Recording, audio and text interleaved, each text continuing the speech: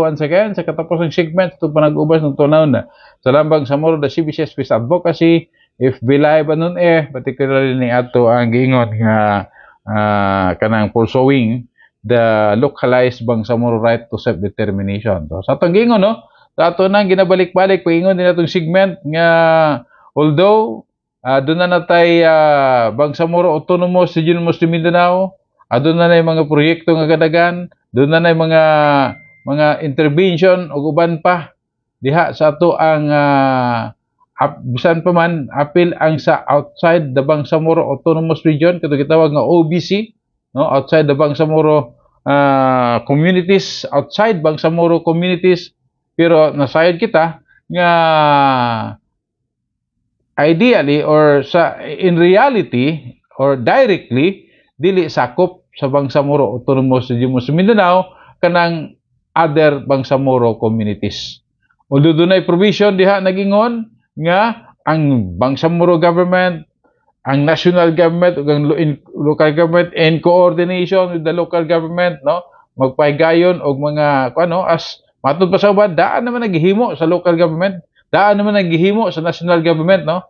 So pero dili gihapon nato siya dili gihapon ang taga other Bangsamoro communities is dili siya wala siya nagpakita og kana bitawng pagkawalay paglaom nga makabot paghihapon ang gitawag nga right to self-determination base sa aspirasyon sa katawhang Bangsamoro given the reality that we are outside the Bangsamoro Autonomous Region Muslim Mindanao. Dunay mga lakang nga ginahimo. Gani kita personally o kauban sa ato ang mga grupo diri doon natay mga ginaduso katong bitang gitawag nato nga katong mga lakang nga pakusgo nato ang ato ang mga lokalidad, ang ato ang mga community aron atong engage katong principal engagement katong pinaagi sa strategic collaboration ug uban pa nga mga pamaagi ma-engage nato ang existing structure, existing program, ug existing nga mga balaod as may be applicable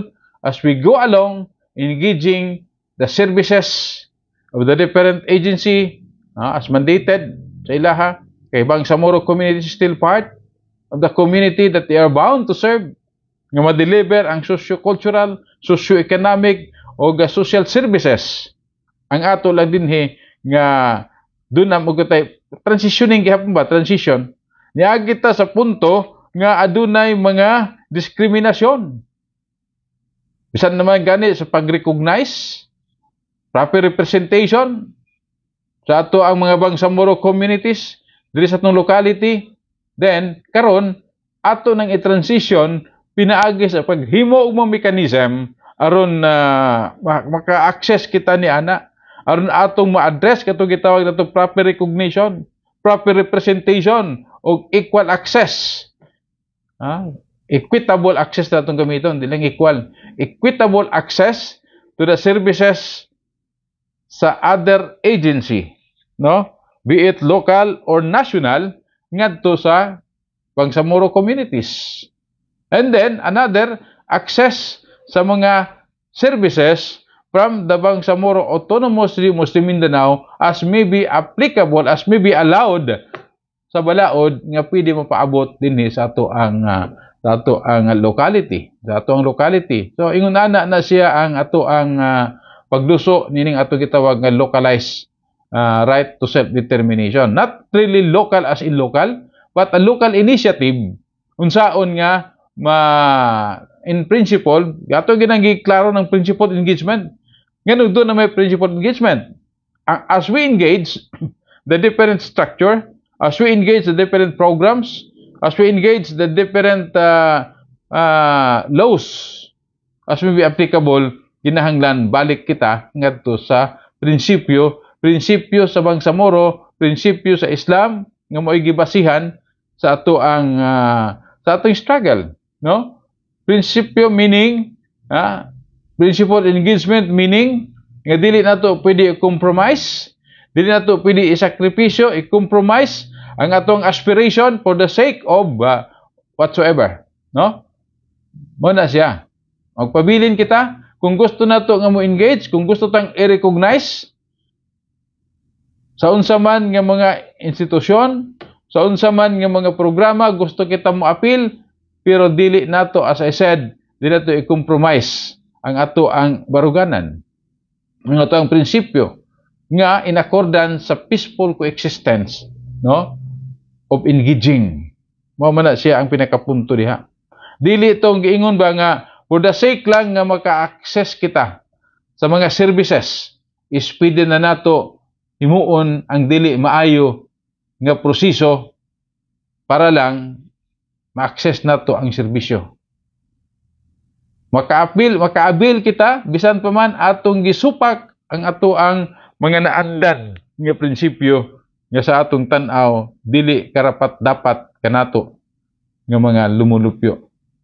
Ano atong giingon nga principle? Barog kita sa prinsipyo, no? Kung doon na may mga proyekto, labi na sa uban nga sa local government units, katubitaw sayod kita nga daghang mga local government units sa pagkakaroon nga nipakita og kana bitawng pagsabot, simpatiya, nigahin og mga pundo para programa. Pero ang atong punto diha, how to engage it in accordance sa kitawag itong principle of engagement is katong mga needs-driven yung mga program. Katong mga programa nga nagabase sa tinuod nga panginahanglanon sa atong komunidad, no? Apil katong gitawag people-centered development nga nakaangkla, nga nakasintro ngadto sa felt need program. Dili itong for the sake na lang, basta na programa nga ang magbuot, dili ang katawhan nga wala noon moabot sa punto nga dili siya motubag ngadto sa tinuod nga panginahanglanon sa mga katawhan diha sa atong katilingban, no? So ingon ni ana na ang ato ang ingon ana no karon atong gisugdan ang duha ka mga punto, no? Duha ka mga punto kay atong sa atong giingon nga ma-address katong atong socio-cultural, socio-economic o social protection program in coordination and collaboration with other agencies sa atong pangagamhanan, with other groups para ngadto sa ato ang komunidad. Sa atong komunidad, no? Komunidad. Ang naguna, ana, as we aspire, as we advocate for the promotion aron matubag ang tinuod nga panginahanglanon, apil diha alang sa ato ang mga traditional community o sa ato ang mga traditional madrasa. Ato nang gipaklaro sa una atong milaba itong gisgutan ng traditional madrasa education, how it will be determined or distinguished from the nagauna nga programa sa madrasa sa ato ang nasod, no?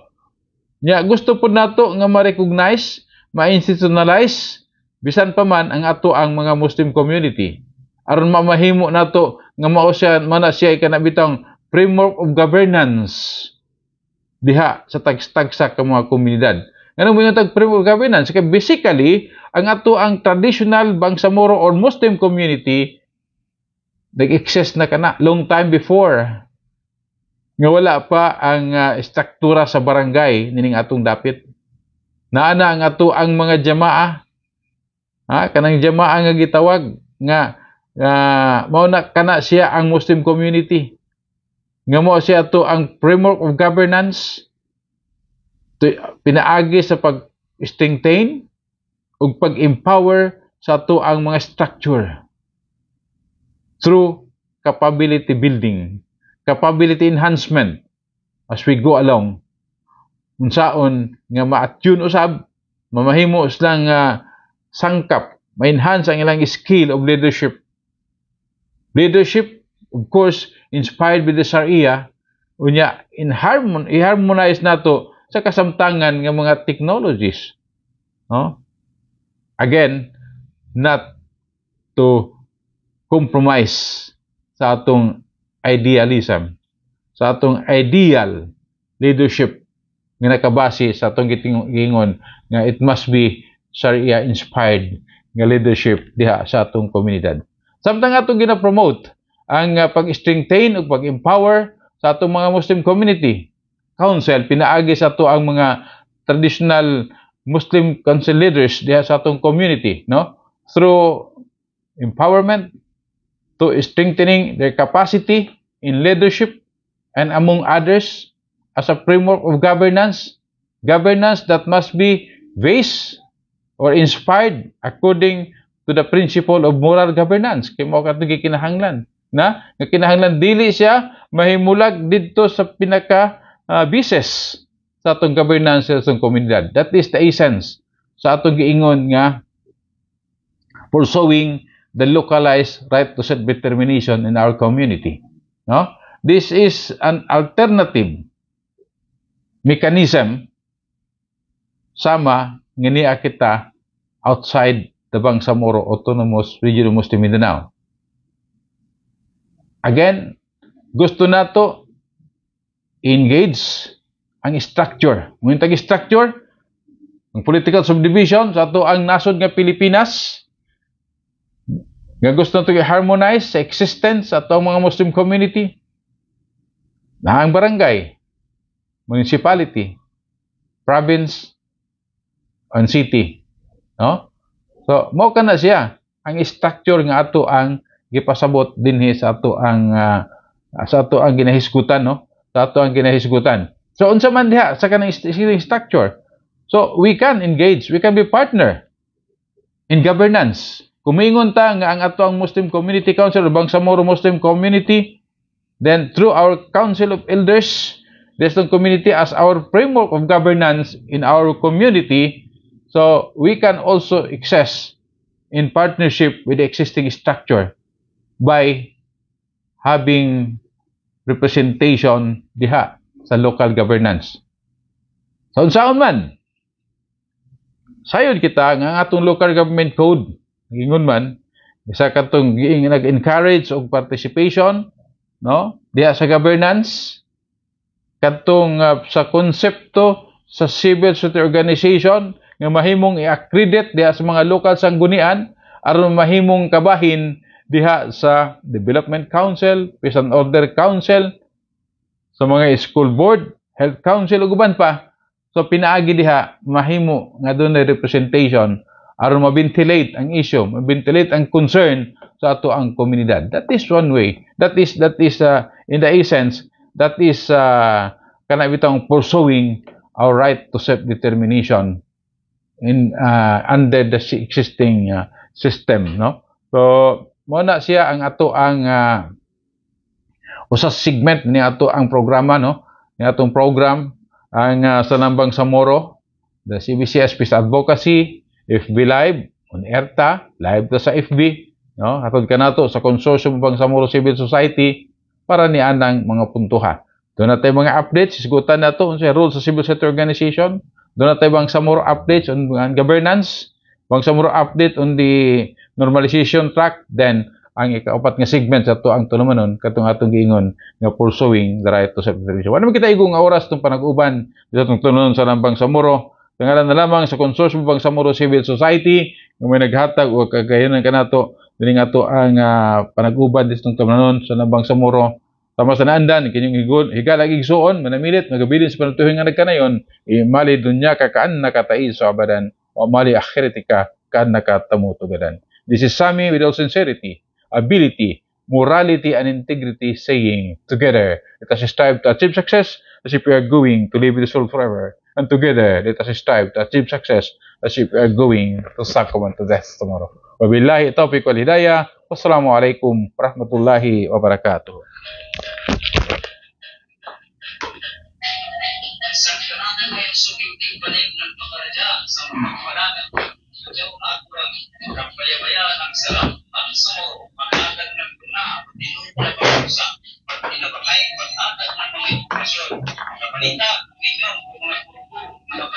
Sa kanila, sa kanila, bangsa mo, ano ba yun?